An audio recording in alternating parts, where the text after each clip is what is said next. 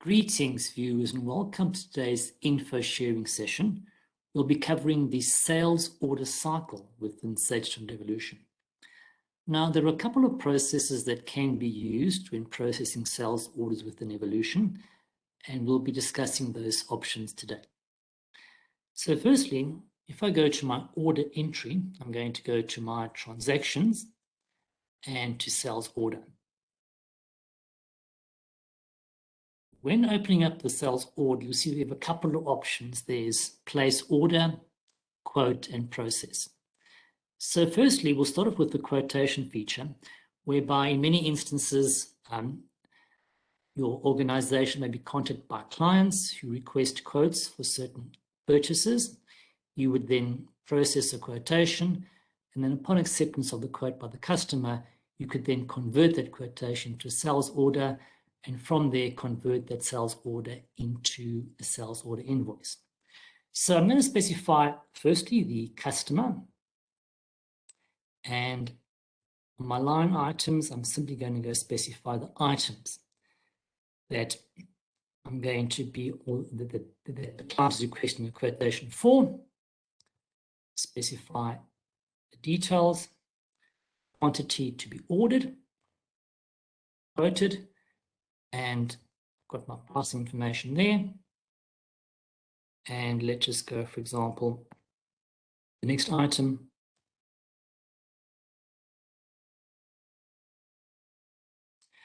Right, so I've got my quotation there. I've got my sales order number currently, and I'm going to specify, click on the quote. I'm now going to go print the quotation. And on the quotation, I've got details.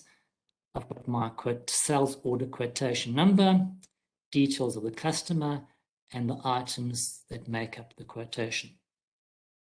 Right, so I can then use that option and process the quote. And you'll notice is that the quotation has been saved, the sales order quotation number. So perhaps the client then accepts the quotation, and I can now go ahead and convert that quotation into a sales order. So on my sales order screen, I'm going to go to open, and I'm going to find, and it stays, I'm going to look for the quotation option and locate the quotation based on the transaction date and click on the find button.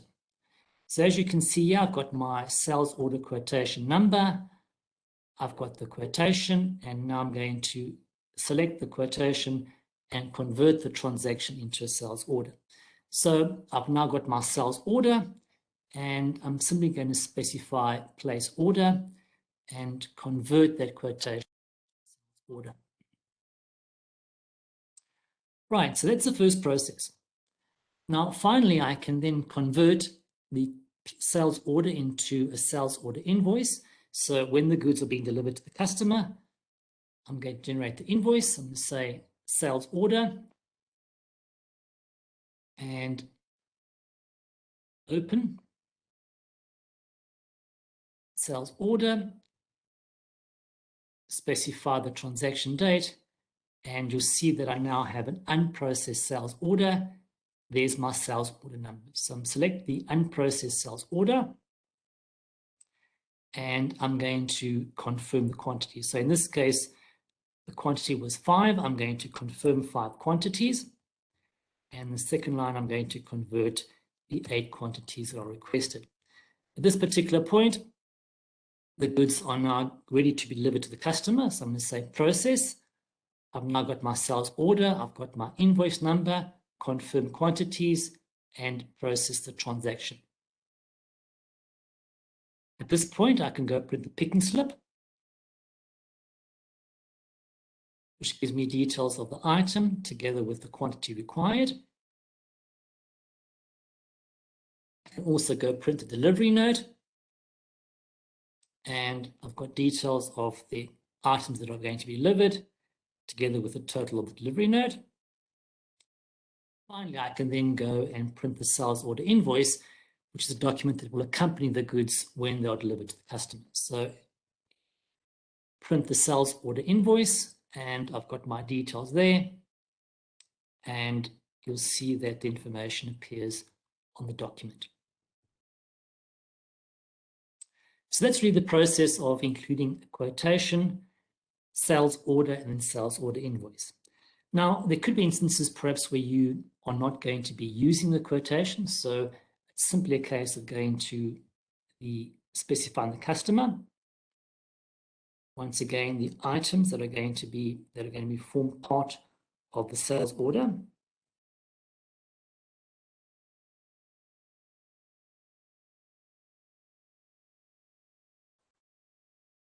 And we've got the details there.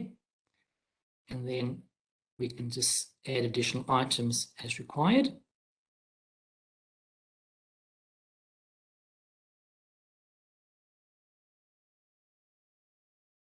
Just going to change that slightly. Quantity. And I've now got my sales order. So I can place the order. And then the next phase would simply be to convert the sales order into a sales order invoice. So once again, open. Now going to go and locate the unprocessed sales order. There we have it, unprocessed sales order. There's my sales order number. And I'm going to confirm the quantities. In this case, the full quantities. There's my invoice information and process the transaction. Once again, I've got the ability to print the picking slip with details of the items, the quantity required. Delivery note. And then I can go print the sales order invoice.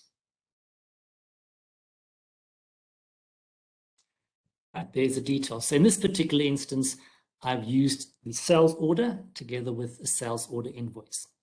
Now, there could be instances where perhaps, although the customer's ordered a certain quantity, due to perhaps out of stock situations, only a portion of that order can be delivered at a specific point in time. So let's just look at the partial processing feature. So I'm going to go to my specify a customer and specify the items that are going to form part of the order.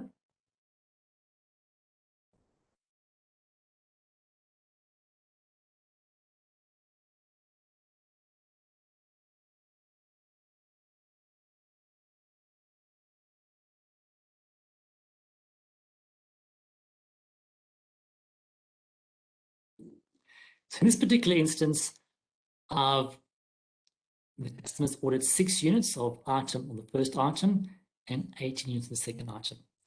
Right, so I'm going to process or go ahead and place the order. We have my sales order number. And our next phase would then be to go convert the order into a sales order invoice. Now, as I mentioned, it's possible that maybe there's insufficient stock to complete the whole order. So I can simply do a partial processing. So under open, I'm now going to go to sales order,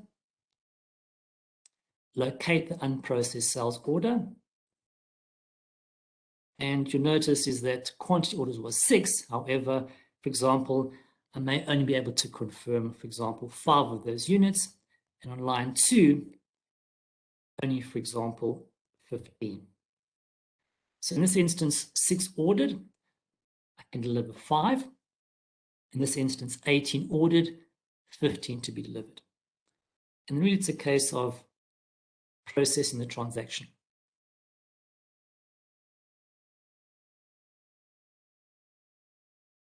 The picking slip is going to give me details of the quantity required. In my delivery note, details of the quantity. So as you can see here on the delivery note, I've got details of the quantity ordered, in this case 6 and 18. Previously, there was no prior transactions on this document. However, currently now I'm delivering 5 on line 1 and 15 units on line 2.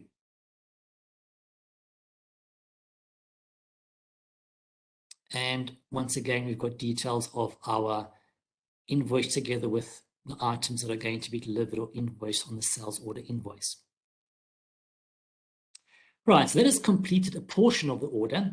And now at a later stage, I may have the ability to, the stock quantities have now been replenished, and I can now complete that partially processed order. I'm going to go back into Open. And what you notice is that under the status, we've got the ability to view or locate item orders that are unprocessed, partially processed, unprocessed, and partially processed. So I've got those options. I'm going to use the All feature and my transaction date. And you'll notice is that I've got my sales order and the state being partially processed. So the line above being my same sales order number, there's my invoice number, where a portion of those items were delivered, and I've specified the item or delivery note number has been specified. In this particular instance, partially processed, and I'm going to now complete that order. So select the particular sales order. You see that we've got quantity. Initially, it was a quantity ordered 6. 5 were previously processed. And now I'm going to convert or confirm the remaining item. On line number 2, 18 ordered. 15 previously processed. And now I can then go and confirm the remaining 3 items. Invoice number, my sales order number, and the order has now been completed. So process the sales order, invoice.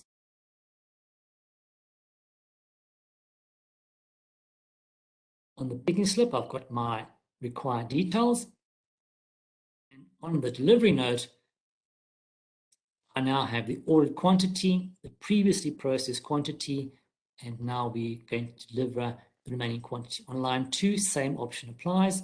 18 ordered, previously 15 delivered, and the remaining 3 are now going to be delivered on the delivery note. If you look at our sales order invoice, you'll see those options are also available. Ordered, previously processed, and quantity now being invoiced. So certainly have flexibility with regards to the processing or fulfilling of partial sales orders. Now, let's just go look at one of the other options that are available. And if I specify a custom, you'll see that on Great Line items, I've got a reserved quantity column. So this feature allows me to reserve stock for a specific customer. So the stock is available in my warehouse. However, I'm reserving a certain portion of the stock specifically for a customer sales order. Before we continue, we just need to check a couple of settings under order entries. So under order entry maintenance, under order defaults, purchase or sales orders, we need to activate the reserve stock option in order to use the reserve stock feature. So I've activated reserve stock, and I'm then going to go to my transactions and sales order. Specify the customer, and now the items that the customer is requiring. So let's just go find the items.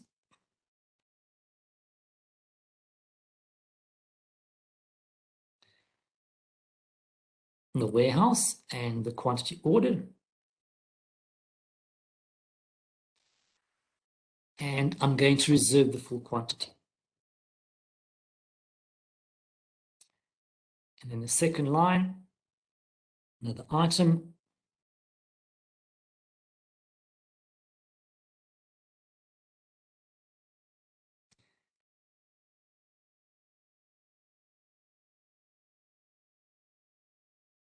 And I'm also going to reserve the full quantity there.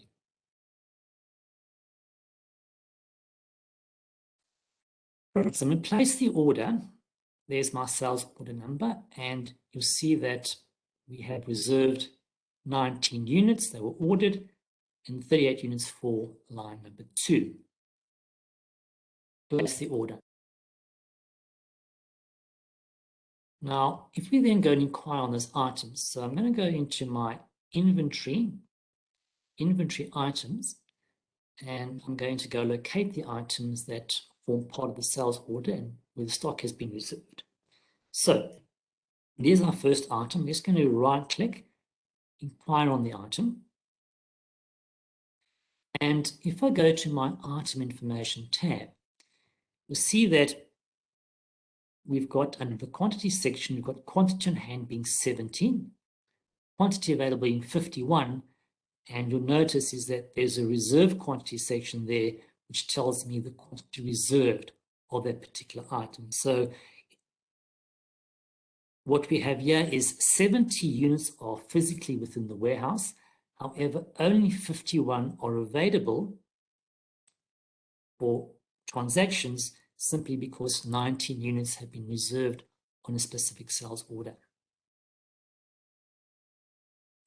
If I then go to the other item that formed part of the sales order and go inquire there,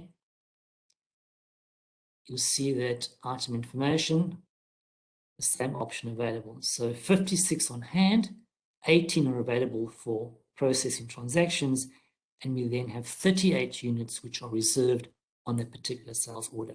So the reserve stock option simply allows you to really go and reserve stock for a specific customer on a sales order so that those units are kept separately and are not used in, for example, transactions for other sales orders.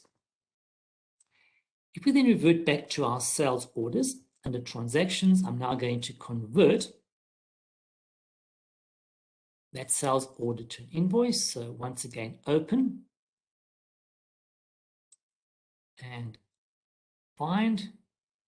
I've got the unprocessed sales order, which I'm going to be selecting. Once again, 19 ordered, 19 reserved. I'm going to confirm the full number of units. Same for line number 2. 38 ordered, 38 reserved, 38 confirmed. And process the transaction.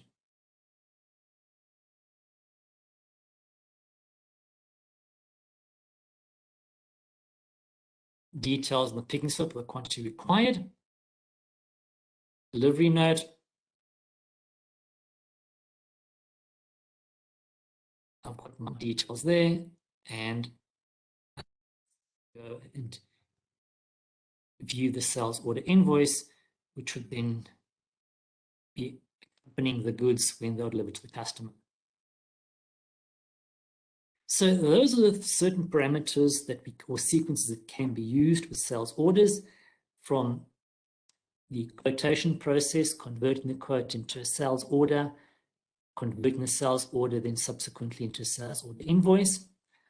The second option being is that not using quotations, processing a sales order, converting the order into a sales order invoice, and then the other option being the ability to partially process sales orders, where perhaps the full quantity of the order cannot be provided at a certain point in time, so you are able to use a partial processing of sales orders.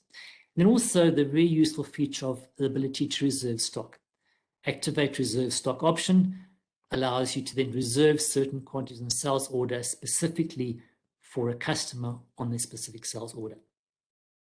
Now, very often you have instances whereby customers return goods and you would then need to press a credit note due to the goods being returned. So I'm going to go and close this option, and to press a credit note, we need to go to our inventory transactions, and we have a credit note option available there. Credit notes, we can then specify the details. So the easiest option here would be to go to open and locate the invoice, or the sales order invoice that relates to the particular credit note or the goods being returned. So I'm going to use a document type being invoice and SOCINV, transaction date, and I've got the find option.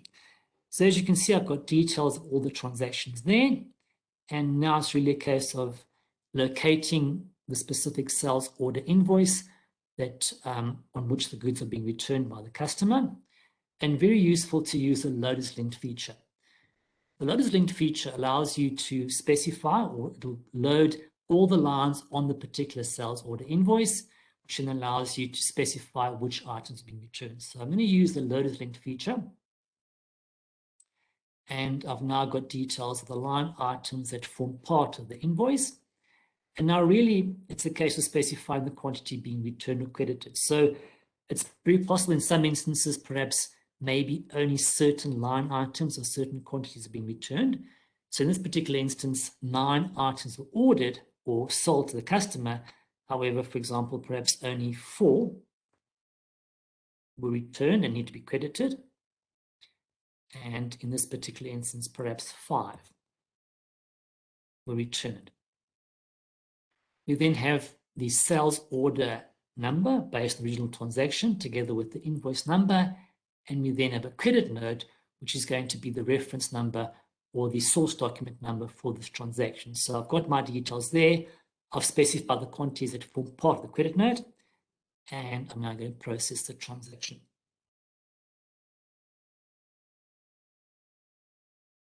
Credit note, I can view the credit note information.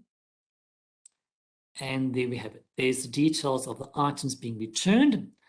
I've got my sales order number, the credit note, the invoice number, together with the credit note information there, and details of the items that form part of the credit note. And the process can then be completed. At this point, I've got the ability to allocate the credit note to the invoice. So I can process the allocations now, or I can process allocations at a later stage. And always important that you allocate the credit note to the invoice so that you've got the correct allocations on the customer's account. Say no for the time being, and the process is now being completed. So when goods are returned by the customer, credit note being processed, it's really a case of locating the relevant invoice or transaction that relates to credit note, using the loaders linked feature for ease of use, specifying the quantities of items being returned, and generating the credit note, and then allocating the credit note to the invoice. And that forms part of the sales order cycle within Sage Evolution. Thank you so much for watching. It's over and out for me, and goodbye.